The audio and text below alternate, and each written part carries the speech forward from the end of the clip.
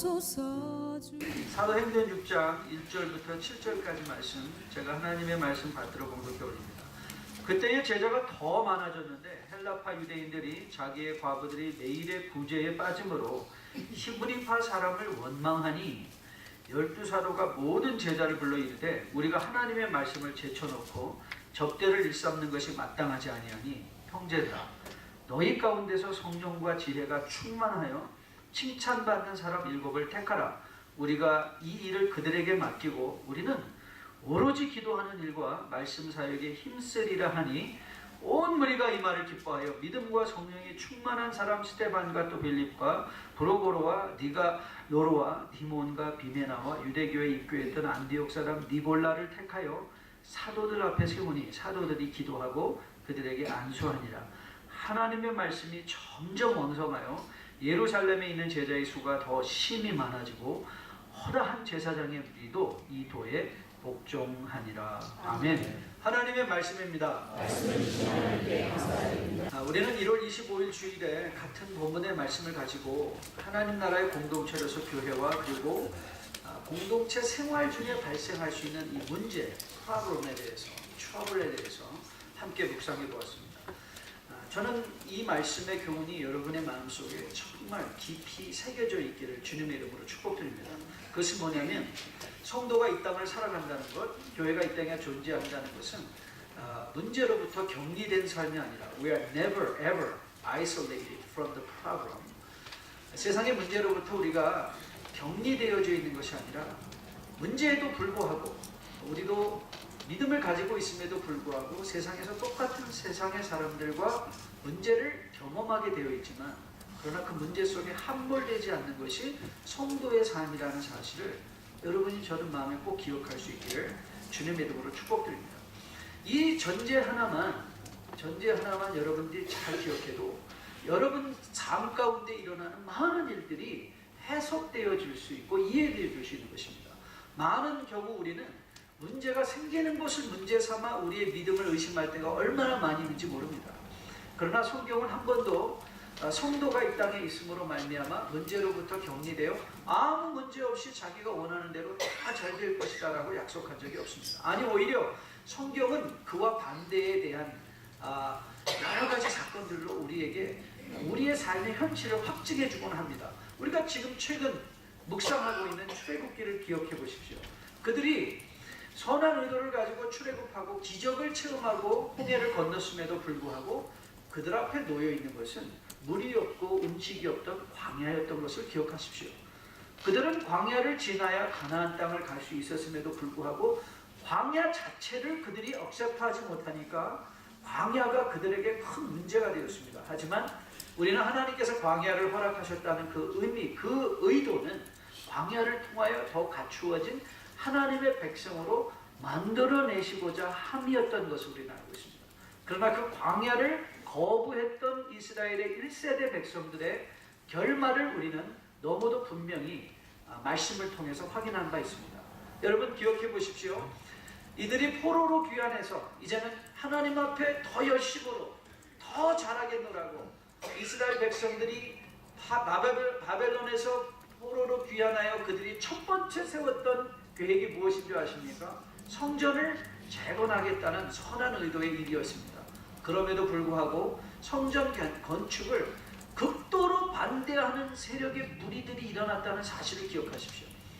그래서 성전 건축에 복된 일들이 정작 실제적으로 중단되었던 것도 기억하십시오. 여러분 이런 사실들이 우리에게 시사하는 바가 무엇입니까? 그렇습니다. 우리는 결코 문제로부터 격리된 것이 아니라는 사실. 여러분 성령의 강림과 함께 시작하였던 초대교회의 이 복된 부흥의 역사를 여러분 떠올려 보십시오. 그래서 교회가 아무 문제 없이 그 땅에 존재하며 하나님의 일을 섬겼는가? 그렇지 않습니다. 오늘 우리가 본문을 보면 그럼에도 불구하고 그 성령으로 충만했던 공동체 안에도 정말 사소한 먹는 것으로 말미암아 원망하고 시기하고 질투하고 서로 불평하던 일들이 생겼다는 것을 기억하십시오. 여러분 하나님은 여러분과 저에게 이런 고통과 문제들을 지나가게 하십니다. 그러나 우리가 늘 잘 기억하고 있는 것처럼 하나님께서 우리로 하여금 힘들고 어려운 일을 지나가게 하시는 것은 여러분으로 근심하게 하려 하심이 아니요 오히려 그것을 통하여 우리를 정금과 같이 나오게 하려 하시는 하나님의 선한 의도를 여러분이 기억하실 수 있다면 여러분들이 앞으로 지금 당면하고 있는 문제들에 대한 새로운 관점을 가지고 하나님이 나를 어떻게 만들어내실까에 대한 놀라운 기대감을 마음에 가질 수 있다면 저는 여러분들이 인생에 어떤 어려운 일을 당한다 할지라도 넉넉히 지나갈 수 있는 복된 능력들을 부여받는 거룩한 성도의 삶으로 세워줄 수 있을 것으로 확실하게 믿습니다. 저는 여러분과 저가 이 문제에 대한 온전한 관점을 가지고 문제를 두려워하지 아니하고 그것을 오히려 극복해내는 가운데 하나님께서 의도하신 바 정말 자유롭고 세상에 대해서 관조할 수 있는 능력 있는 주의 백성으로 거듭나 세워줄 수 있기를 주님의 이름으로 축복드립니다. 여러분 우리가 사도행전을 통해서 보는 이 사단의 공격은 정말 치밀하기가 그지없습니다. 우리는 이미 사단이 외부적인 압력을 이용하여 교회를 핍박해오고 들어오고 있었다는 것을 우리는 봅니다. 그러나 그런 핍박이 사도들을 옥에 가두고 그들을 심히 때려내어 보낸다 할지라도 복음의 전파를 막지 못했던 사단은 이제 그가 다른 공경의 택티컬 포인트를 사용합니다. 그건 무엇입니까? 교회 안의 문제를 만들어내는 것이죠. 성도 간의 문제를 만들어내는 것인 것을 보게 됩니다.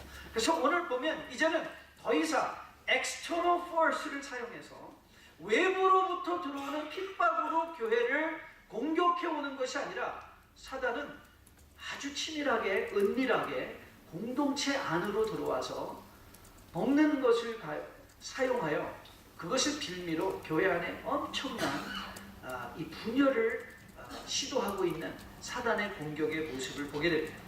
하나님이 계획하신 교회에 세 가지 특징이 있습니다.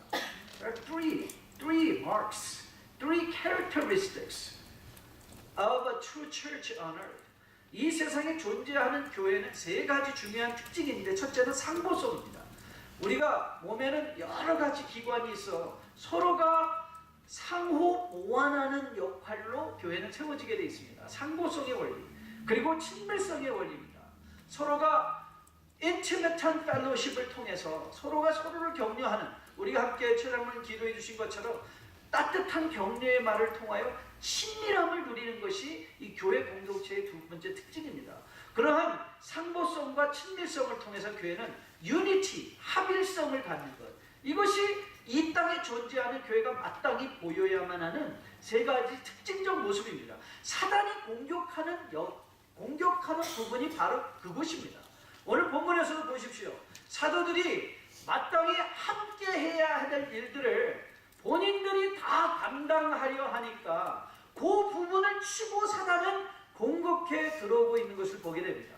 그래서 상보성의 원리가 깨어져 버리니까 이 서로가 서로를 도와가며 컴플리멘터리한 상대방의 부족이 문제가 아니라 그 상대방의 부족을 내가 채워가며 하나됨의 교회의 복된 모습을 보여줘 가야만 하는데 바로 그 상보성의 원리, 합일성의 원리, 친밀성의 원리를 공격하며 들어와서 그 하나 되어야 하고 친밀해야만 하는 교회 공동체가 불평하게 하고 원망하게 하고 시기하게 하고 질투하게 하는 사단의 공격을 오늘 우리가 보게 되어 있습니다. 저는 오늘 여러분들이 이 사단의 공격을 세밀하게 다시 한번 살펴보면서 그러면 초대교회는 문제를 문제 삼지 않고 그 문제를 극복해내었는데 어떻게 극복해내었는가? How did they overcome? 그들을 이제는 본 삼아서 모델 삼아서 여러분과 저가 혹 당면하고 지나가게 돼. 또 우리 교회가 반드시 지나가야만 지나오고 있었고 또 지나가야만 하는 인생의 사역의 문제들을 극복해냄으로 말미암아 그 문제를 통하여 여러분의 인생이 더욱 풍성해지고 더욱 복되지고 더욱더 정금과 같은 개인의 신앙생활뿐만 아니라 우리의 교회 사역으로 세워질 수 있는 복된 교훈이 우리에게 임하는 이 시간 될 수 있기를 주님의 이름으로 축복드립니다. 오늘 특별히 우리가 집중해서 살펴보려고 하는 것은 사도들이, 제자들이 지금 공동체 안에서 일어나고 있는 일들을 어떻게 다루었는가, 그들이 문제를 대하는 자세들을 우리가 집중해서 살펴보려고 합니다. 여러분, 오늘 본문은 초대교회 안에 있던 히브리파 그리고 헬라파 사람들의 불평과 원망으로 말미암은 갈등으로 시작하고 있는 것을 보게 됩니다. 그런데 오늘 우리가 주의 깊게 살펴볼 것은 사도들이 그 불평과 원망의 말들을 듣고 있었다는 것이죠. 아니, 그들은 들었을 뿐만 아니라 그 일을 어떻게 하면 해결할 수 있을 것인가에 대한 대안을 제시하고 있는 것을 본문을 통해서 보면 우리는 중요한 문제에 대해서 이 공동체 안에 일어나고 있는 일에 대하여 제자들이 가장 먼저 보여줬던, 우리가 교훈 삼을 수 있는 관심의 원리를 보게 됩니다. 제자들은 관심이 있었다. 공동체에 일어나는 일에 대한 관심이 있었습니다. 여러분, 제가 책을 읽으면서 여러분에게도 가끔 소개하는데, 과연 사랑이 무엇이냐 할 때 많은 사람들이 사랑을 미움으로 생각할 때가 많이 있습니다. 사랑의 반대말은 미움이다, 이렇게 말하는 것이죠. 그러나 여러분, 우리가 미움은 사실 사랑의 이면이지 사랑의 정당하고 합당한 반대말이라고는 할 수 없습니다. 사랑의 진정한 반대말은 미움이 아니라 무관심입니다. 내가 아무런 관심이 없는 사람을 미워하지 않습니다. 우리가 누군가를 미워한다는 것은 사실 그 사람 안에 관심이 있다는 것이죠. 나와 아무런 관심이 없는 사람을 미워할 이유도 없는 것입니다. 그래서 사랑은 사실, 미움은 사랑의 이면이다 해도 절대 과언이 아닙니다. 여러분이 누군가가 심하게 미워서 여러분들이 분노로 여러분의 몸을 떨고 있다면 여러분 이렇게 한번 생각해 보십니다. 나는 저 사람이 어떤 면을 사랑하기에 그 사랑이 그 사람에 대한 사랑이 흔들렸거나 아니면 그 사랑에 대한 기대감이 충족되지 않기 때문에 미움이 생기는 것이죠. 그래서 미움과 사랑은 사실은 한 가지 감정이라고 해도 절대 과언이 아닌 것입니다. 사랑의 진정한 반대말은 그렇게 무관심입니다. 그런데 오늘 우리는 사도들을 통해서 그들이 이 교회 공동체의 문제에 대한 지대한 관심을 갖고 접근하고 있었다는 사실을 본문을 통해서 발견하게 됩니다. 그들은 원망의 말을 그냥 지나쳐버리지 않았습니다. 관과하지 않았습니다. 그리고 그 문제의 핵심을 찾아내기 시작했습니다. 그 문제의 핵심을 접근하면서 그들은 절대 저 사람의 문제다, 저 사람의 헬라파의 문제다, 히브리파의 문제다, 상대 바깥에서 문제의 핵심을 찾아낸 것이 아니라 그들은 그 문제를 보며 그 문제를 거울 삼아 자기 자신을 비춰보기 시작했습니다. 그리고 문제의 해결책이 어디로부터 출발했는가? 자기 자신들로부터 출발했습니다. 여러분, 대부분의 경우 우리가 인생에 경험하는 문제의 해결책은 상대방에 있지 않습니다. 배우자만 변하면 행복할 것 같습니까? 자녀만 변하면 행복할 것 같습니까? 사업만, 직장에 직원들이 조금만 더 열심히 하면, 아니면 상사가 내게 조금만 더 잘해주면 과연 우리가 진정으로 행복해질 수 있다고 생각하십니까? 아닙니다. 여러분의 상황은 아무리 변해도 여러분은 절대 만족할 수 없습니다. 왠지 아십니까? 우리는 좋은 것에도 중독되는 존재이기 때문에 그렇습니다. 좋은 것이 좋아지면 더 이상 좋게 느껴지지 아니하고, 그러면 우리는 반드시 그 자리에 무언가 더 좋은 것에 대한 열망과 크레이빙과 더불어서 마음의 불평과 원망이 생기기 시작합니다. 진정한 문제의 해결은 어디로부터 출발하는가? 나로부터 출발한다는 것을 기억하십시오. 문제에 대한 관심을 가지고 문제에 대한 해결책을 제시하는 사도들의 문제 속에서 우리는 그들이 문제의 해결을, 히브리파 사람들을 성경 공부를 더 시켜야 되겠다, 헬라파 사람들에게 더 많은 헌신을 요구해야겠다가 아니라 우리가 말씀을 등한시하고 공개하는 일에 열심을 낸 것이 내 잘못이다. 그리고 그들은 자기는 말씀을 공부하는 것과 기도하는 일에 전무하겠다는 자기로부터 출발하는 해결책을 제시함으로 말미암아 공동체의 문제를 극복하게 되는 놀라운 은혜를 그들을 통하여 우리는 본문의 교훈으로 마음에 받게 되는 것입니다. 저는 오늘 여러분에게 묻고 싶습니다.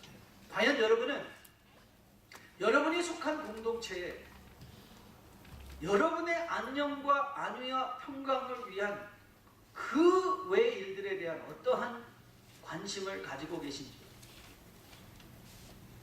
여러분의 오이코스 지체 안에 여러분은 어떤 관심을 가지고 여러분은 살펴보고 계신지, 오늘 이 교회 공동체 안에 아니면 여러분이 속한 사회 공동체 속에서 여러분은 어떤 관심을 가지고 그들을 바라보고, 혹 여러분이 마음속으로 경험하는 문제가 있다면 여러분은 그 관심을 누구에게로 집중시키며 문제에 대한 대안을 제시하는 삶을 살고 계신지.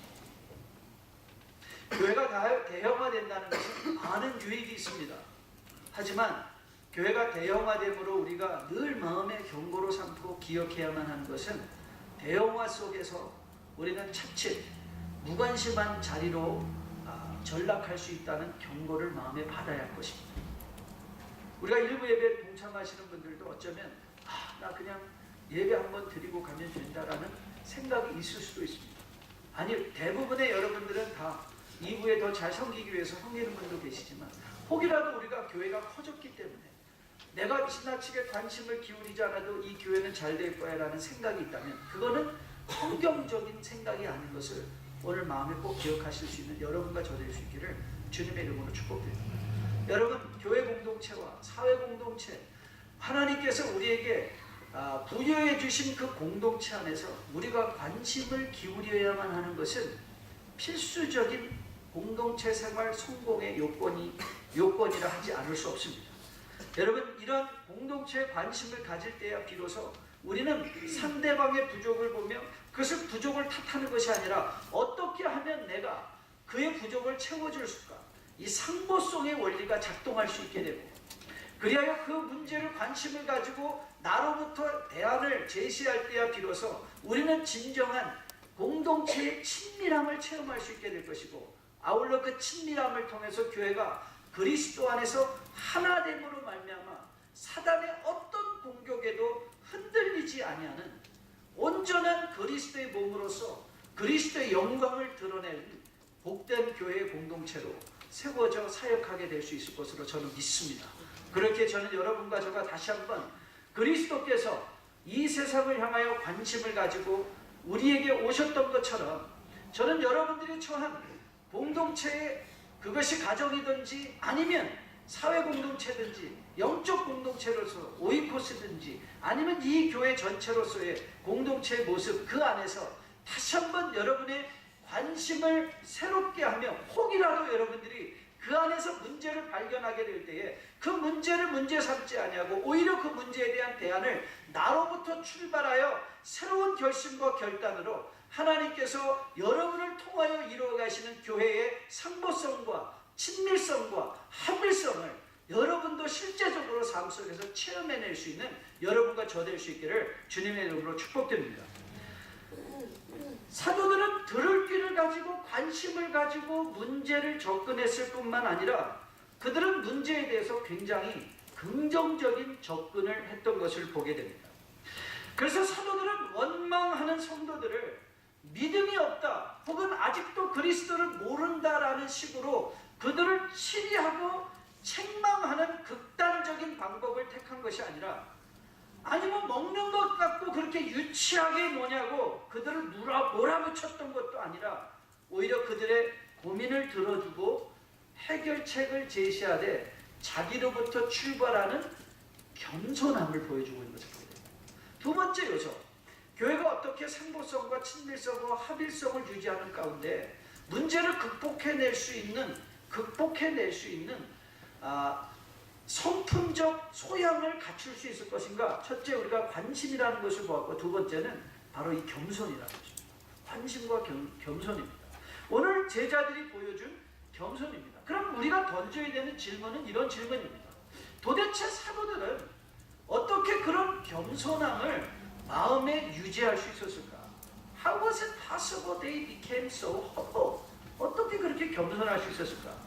우리는 이 질문의 답을 3절 말씀을 통해서 해결받을 수 있다고 믿습니다. 자, 여러분, 우리 3절의 말씀을 같이 한번 읽어보도록 하겠습니다. 우리 한번 힘차게 소리내어 읽어보십시오. 시작. 형제들아, 너희 가운데서 성령과 지혜가 충만하여 칭찬받는 사람 7을 택하라. 우리가 이 일을 그들에게 맡기겠다 그랬어요. 자, 그렇다면 저는 이 말씀을 5절을 보시면 5절에서 사도들의 말을 그들이 기쁘게 받았다라는 장면의 말씀과 연결시켜 생각한다면 우리는 사도들이 성령이 충만하고 지혜가 충만하고 사람들에게 칭찬받는 사람이었다는 것을 우리는 미루어 짐작할 수 있습니다. 여러분, 겸손하다는 것이 무엇이냐? 겸손하다는 것은 성품적으로 유약해서 이 사람이 이 말을 해도 아무 상관이 없고 저 사람이 저 말을 해도 아무 상관이 없는 무골호인적인 모습이 아니라 성경이 말하는 겸손함의 요소는 성령이 충만한 것이요, 지혜가 충만한 것이요, 많은 사람들에게 칭찬을 받는 칭찬인 것입니다. 이것이 진정한 성경적인 겸손이라고 저는 믿습니다. 사도들은 이러한 겸손을 구비할 수 있었기에 일어난 문제를 가지고 남을 탓하거나 그 문제를 문제 삼지 않고 오히려 그 문제를 자기에게로 가져와서 그 문제 해결의 시발점에 자기 자신들을 올려놓고 있는 것을 우리는 보게 됩니다. 겸손이 아니라면 불가능한 일이었던 것을 보게 됩니다. 자, 그렇다면 우리는 어떻게 그러면 이런 겸손함을 추구할 수 있을 것인가에 대한 분명한 적용적 교훈이 우리 마음에 임하는 것을 볼 수 있습니다. 그렇습니다. 여러분, 공동체 생활에서, 여러분의 가정 생활에서, 사회 공동체 생활 속에서 겸손함으로 문제를 문제 삼지 아니하고 오히려 나로부터 출발하여 문제의 긍정적인 해결책을 제시할 수 있는 창조적인 주의 백성이 되고 싶으십니까? 저는 여러분들이 성령 충만을 간구하시는 여러분 될 수 있기를 주님의 이름으로 축복드립니다. 하나님의 지혜를 사모하시는 여러분 되시기를 주님의 이름으로 축복드립니다. 여러분의 하시는 일로 말미암아 많은 사람들에게 칭찬받는 여러분들 될 수 있기를 주님의 이름으로 축복드립니다. 이것이 우리가 추구할 수 있는 것입니다. 여러분, 그러면 우리가 어떻게 성령의 충만을 받을 수 있을 것인가?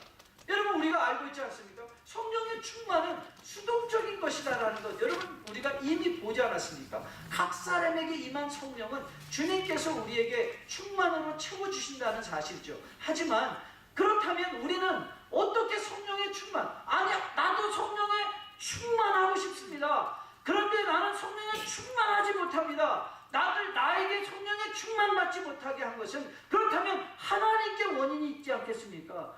맞습니다. 성령의 충만은 분명히 수동적인 것입니다.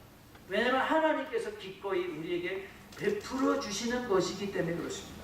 그러나 여러분, 바울은 우리에게 이 성령 충만이 무엇인가를 에베소에서 5장에서 성령의 충만을 받으라는 말과 골로새서 말씀의 충만함이 곧 성령의 충만함이라는 사실을 우리에게 보여주므로 우리가 시도할 수 있는 성령의 충만, 여러분이 간구할 수 있는 성령 충만의 구체적인 적용적 교훈을 주고 있는 것을 우리는 이미 수차례 말씀을 들어 알고 있다고 저는 믿습니다. 그렇지 않습니까? 여러분, 우리가 이 세상을 살아갈 때 저는 많은 고민이, 내가 할 일은 하나님께 맡겨드리고 하나님이 하실 일은 내가 하려 하기 때문에 우리가 경험하는 많은 문제들이 있다고 생각합니다. 그러나 여러분, 그걸 쉽게 돌려서 얘기한다면 우리가 할 일은 우리가 하고, 그렇죠? 하나님께서 하실 일은 하나님으로 하게 하시는 것이죠. 그래서 우리가 예를 들면 하나님 저 성경 읽고 싶습니다 라고 여러분이 기도하신다면 여러분 성경을 읽는 것은 누가 해야 되는 일이죠? 내가 해야 되는 일 아니겠습니까? 내가 해야 되는 일인데 그것을 기도하는 걸로 때우고 그리고 기도했는데도 성경을 읽게 해주시지 않는다고 하나님을 원망한다면 여러분 이거는 지혜 없는 행동 아니겠습니까? 성경은 우리가 할 수 없는 일을 하라라고 하지 않습니다. 맞습니다. 성령 충만은 하나님께서 우리에게 채워주시는 것이죠. 그러나 성령 충만을 위해서 우리가 할 수 있는 일들이 있다고 합니다. 그것이 뭐라고요? 말씀으로 충만히 우리에게 거하게 하는 것이죠. 저는 여러분에게 묻고 싶습니다. 여러분 과연 여러분이 성령의 충만을 진정으로 마음에 받기를 소원하셨기에 여러분 어떠한 열심으로 말씀을 읽고 계십니까? 과연 여러분의 삶에 말씀과 가까이 하며 말씀 가운데 순종하며 말씀으로 내 속에 충만히 거하게 하고자 하는 그런 시도와 노력이 있는지요? 그것이 곧 성령 충만의 열쇠요. 그 성령 충만이 나에게 임할 때에 여러분 내 안에 내 지식과 내 안에 내 능력이 임하여 있으면 우리는 반드시 교만해 줄 수밖에 없습니다. 그러나 우리의 삶 속에 하나님의 말씀이 채워지고 하나님의 말씀 속에 우리가 풍성이 거하게 될 때 그것은 곧 우리로 하여금 성령 충만으로 이어지게 할 것이요 그 성령 충만은 우리로 하여금 지혜 있는 삶을 살게 할 것이요 성령 충만은 우리로 하여금 희생하는 삶을 살게 함으로 말미암아 우리는 많은 사람들의 칭찬을 얻게 될 것이요 그것을 통하여 하나님 앞에 온전히 구비되어 교회의 상보성과 교회의 친밀성과 교회의 합일성을 추구하며 살아낼 수 있는 공동체의 지체로서 분명하게 세워질 것으로 믿습니다. 저는 그렇기에 여러분이 다시 한번 이러한 성경적 겸손을 추구하는 가운데 성령의 충만을 위하여 지혜의 충만을 위하여 칭찬받는 삶을 위하여 다시 한번 말씀으로 다가갈 수 있고 말씀 가운데 충만히 거하는 여러분과 저 우리 교회 될 수 있기를 주님의 이름으로 축복드립니다. 저는 이 말씀을 공부하면서 저의 목회 생활을 다시 한번 돌아보았습니다. 저도 성격상 남에게 폐가 되는 일을 정말 극도로 싫어하는 성격입니다.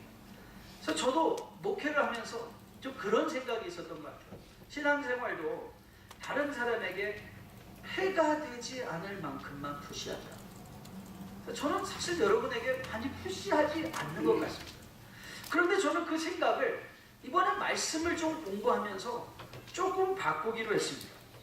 이번에 선교사님들과 함께 금요일날 모임을 가지면서 제가 가장 먼저 여쭤봤던 것은 선교에 무슨 열매가 있습니까? 선교에 어떤 일을 하고 계십니까를 물은 것이 아니라 저는 직접적으로 이렇게 물었습니다. 요즘 어떻게 경건생활하고 계십니까? 어떻게 말씀 보고 있습니까? 성경 일독을 하십니까? 저는 그것이 어떤 선교의 사역의 열매보다 만일 선교의 열매는 많다고 하면서 자기 자신은 말씀과 묵상하는 일과 기도하는 일과 성경을 일독하는 일에도 등한시하고 있다면 맺힌 열매는 그들의 열매가 아니라 그건 다른 사람의 열매일 거라고 저는 생각했습니다. 여러분은 어떻습니까? 저는 그래서 좀 제 자신에게 이렇게 다짐했습니다. 그렇구나. 우리 성도님들에게도 좀 다그쳐야 되겠구나. 성경 일독하십니까? 매일 성경 갖고 묵상하십니까? 기도하십니까? 예배에 온전함으로 적극적으로 마음을 열고 참여하십니까? 여러분 기대하고 각오하십시오. 열심히 여러분을 다그치겠습니다. 그것이 저는 여러분을 위한 일인 것이라고 또 믿습니다. 그래야 우리는 성령 충만함으로 말미암아 지혜 있고 칭찬받는 겸손을 갖추고 그리하여 여러분의 인생에 어떤 문제가 다가온다 할지라도 우리가 성령 충만으로 지혜 충만으로 칭찬받는 일로 말씀에 충만한 것으로 세워줄 수 있다면 문제가 여러분을 흔들지 못하고 여러분이 경험하는 문제의 숫자만큼 저는 여러분이 더욱더 강건하고 경건하고 건강한 그리스도인으로 세워질 것으로 믿습니다. 아멘. 저는 여러분 이런 사실을 마음에 기억하고 다시 한번 성경이 제시하는 진정한 겸손을 갖추기 위해서 함께 노력할 수 있는 우리 모두가 되기를 주님의 이름으로 축복드립니다. 아멘.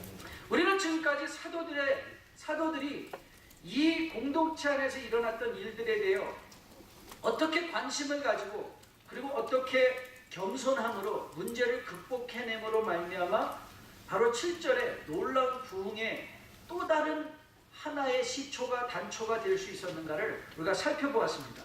이와 더불어 마지막으로 저는 오늘 초대교회 공동체 전체를 살펴보는 가운데 문제를 해결할 수 있는 친밀함에 대해서 다시 한번 생각해 보려고 합니다.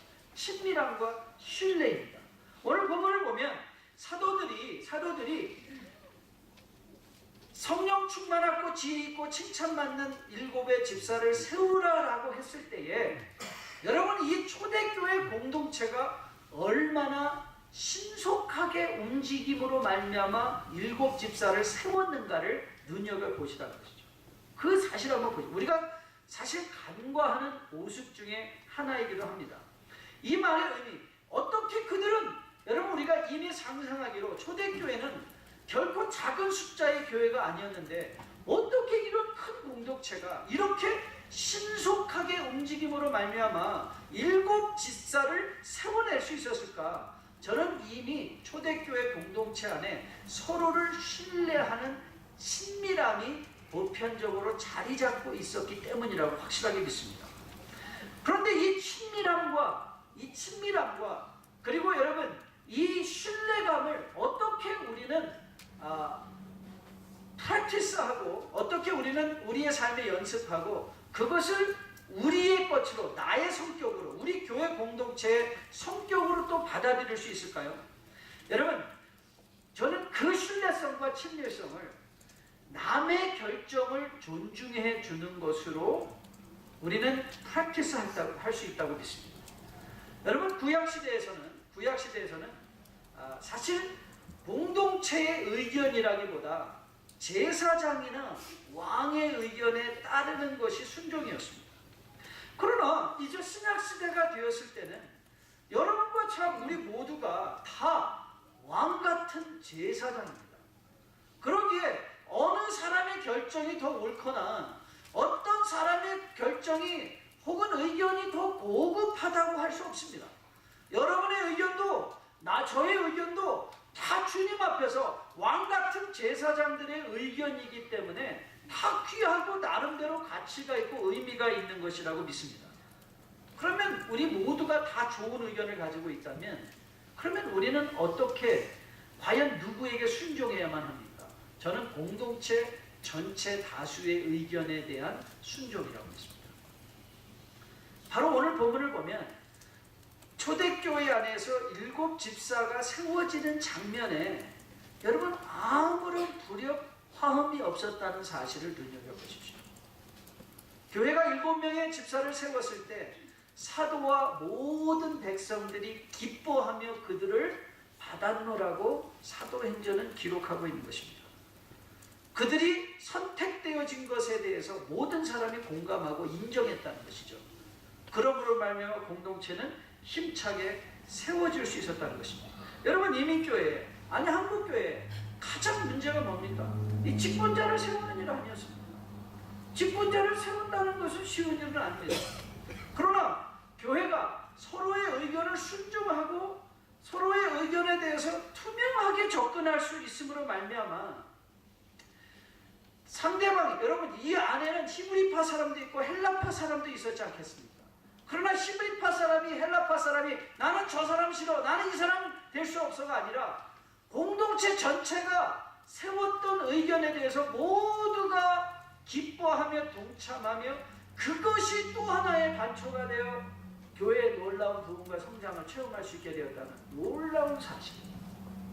여러분 저는 한 가지 이 본문을 공부하면서 감사했던 건 저희가 지난 9년 동안 10년 차 됐지만 1년 차는 직분자 선출을 하지 않았기 때문에 여러분 이민교회 이건 정말 드문 사건 아닙니까? 매년 우리가 공동체에 직분자를 선출하며 지난 9년, 10년 동안 사역을 하고 있었는데 하나님 나라 안에서 정말 감사한 것, 우리가 교회를 이루어가며 감사한 것 중에 하나가 무엇이죠? 직분자 선출을 통한 무슨 관계적인 문제로 인하여 교회가 쪼개지거나 갈라지는, 아니면 교회가 분열되는 그런 역사가 아니라 오히려 그런 일을 통하여 교회가 견고하게 다져지며 온전한 직분자들을 세워가며 지금 이 자리까지 오게 된 것, 하나님의 은혜 아닙니까? 그 은혜가 어떻게 가능했습니까? 바로 여러분과 저가 공동체 전체 의견에 대해서 인정하고 수용하며 그들을 지도자로 받아들이며 그들과 함께 일하고자 하는 서로의 의도, 적어도 서로가 서로를 향한 선한 의도를 갖고 있다는 것을 인정하며 지금까지 걸어올 수 있었기에 콜로라도라는 이런 척박한 땅 가운데서도 하나님의 영광을 흐트러뜨리지 아니하고 지금까지 우리가 온전한 교회의 모습을 갖추며 세워져 올 수 있었던 것이라고 확실하게 믿습니다. 저는 앞으로 이런 일들이 우리 공동체 안에서 지속되어 줄 수 있기를 주님의 이름으로 축복드립니다. 사단은 오늘도 우리에게 교회가 서로 힘을 합하여 하나 되어 하나님의 놀라운 영광을 드러낼 수 있다는 그 사실을, 아니야 네가 혼자 다 해야 돼, 아니 네가 컨트롤해야 돼, 너의 힘이야, 네가 중심이야 라는 식으로 우리를 공격하며 다가올 것입니다. 우리의 친밀함을 깨기 위하여 우리 안에 의심을 집어넣을 것입니다. 우리가 하나 된 것을 부수기 위하여 상보성을 흔들고 친밀함을 흔들어가는 가운데 우리 교회 공동체 하나됨을 사단은 공격하며 들어올 것입니다. 저는 여러분과 저가 이런 공격에 대하여 오늘 제자들을 통해서 본 것처럼 일어나고 있는 주변의 일들에 대해서 성경적 관심을 가지고 그것을 성경적 겸손으로 접근해가며 친밀함 가운데 서로의 의견을 수용하고자 하는 겸손함으로 하나님께서 하나 되게 하신 이 교회를 끝까지 하나로 지켜갈 수 있는, 그리고 하나님의 영광을 드러낼 수 있는 여러분과 저 될 수 있기를 주님의 이름으로 축복드립니다. 바로 이제 우리가 함께 임할 성찬의 의미이기도 합니다. 여러분, 우리가 성찬에 참여한다는 것이 무엇입니까?